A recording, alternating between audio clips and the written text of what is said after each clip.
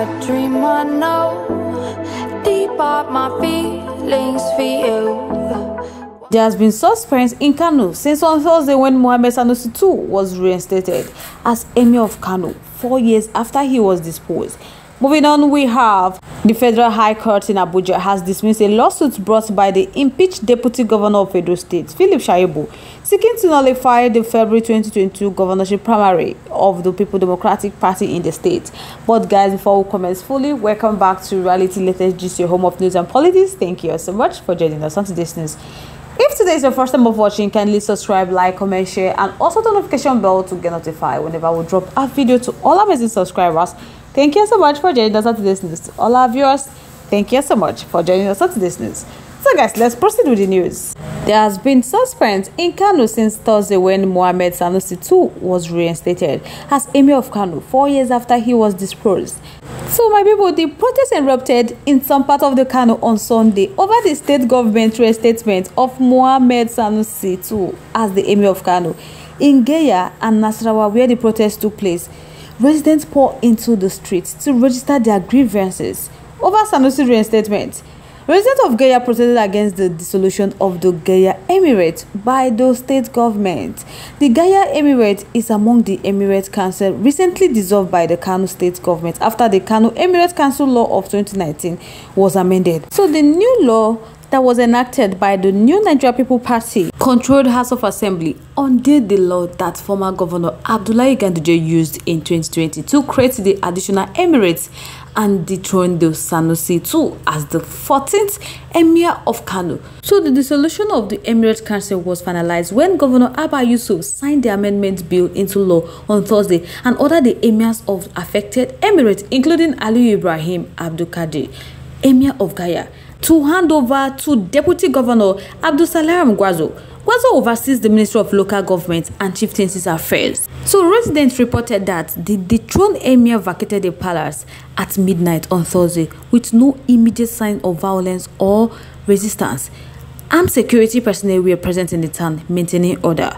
So now the situation took a turn on Sunday morning when the protesters stormed the streets wearing placards and chanting anti-government songs. They accused the government of political motive behind the dissolution and demanded the restatement of their emirate and the removed of emir. People were happy about this development because it felt like an injustice to their community.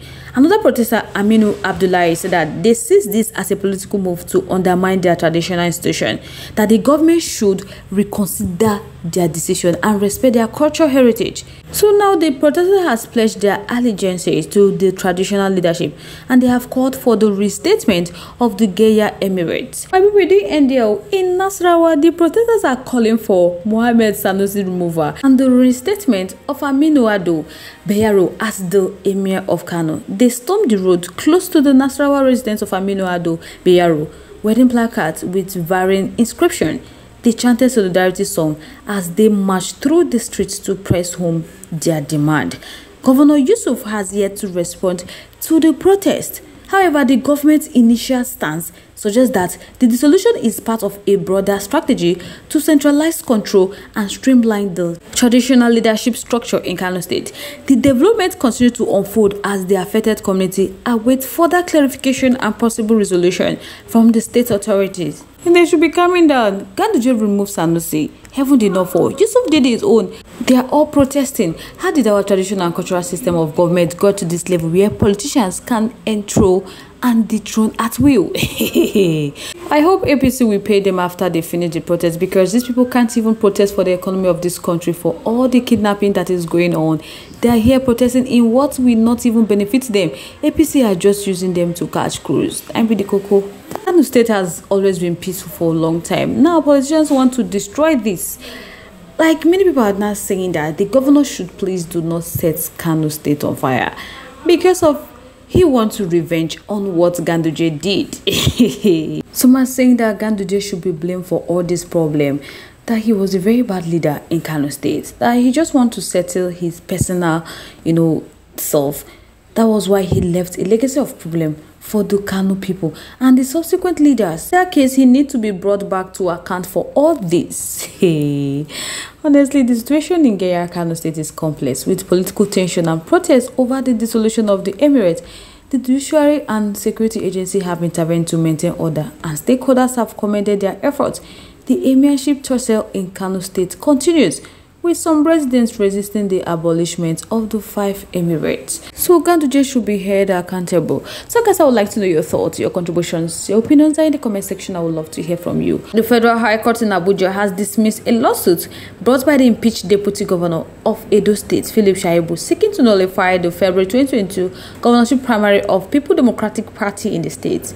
RI0US was declared the winner of the People Democratic Party governorship primary election, which took place in Benin City. So in James Omotosho's statement on Monday, he stated that Philip Shaibu did not have the legal standing to challenge the outcome of the primary because he did not fully participate in it, and he was not present at the venue on the day it took place. Omotosho further ruled that Philip Shaibu's lawsuit was premature, as he failed to exercise the internal dispute resolution mechanism within the PDP before resorting to court. So the judge emphasized that as a member of the party, that Philip Shaibu was obligated to follow the rules and regulations, which stipulated that an aggrieved aspirant must approach the party's appeal committee before filing a lawsuit. He stated that there was sufficient evidence indicating Ighodalo's victory in the primary, but Philip Shaibu did not present anyone, and he wasn't present when the election took place at the venue.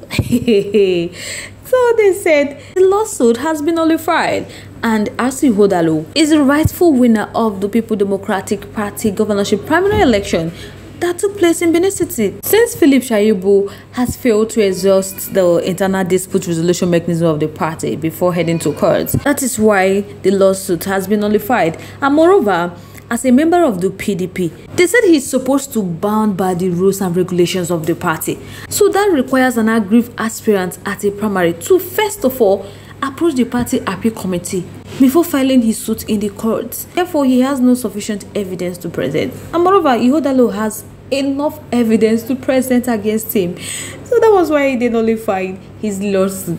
Now, RI0US is the rightful winner of the People Democratic Party. My people, hey, I would have felt Shaibu go give up for this one. So guys, I would like to know your thoughts, your contributions, your opinions in the comment section. I would love to hear from you. Once again, thank you so much for staying to us. But if you haven't subscribed to RI0US yet, please do us a favor to like and subscribe and also share. Don't forget to turn the notification bell to get notified whenever we drop our video, because I'm sure you don't want to miss out the trend and latest news happening on social media. To our amazing subscribers, thank you so much for staying to us. Really do appreciate it. On this note, we have come to the end of today's segment.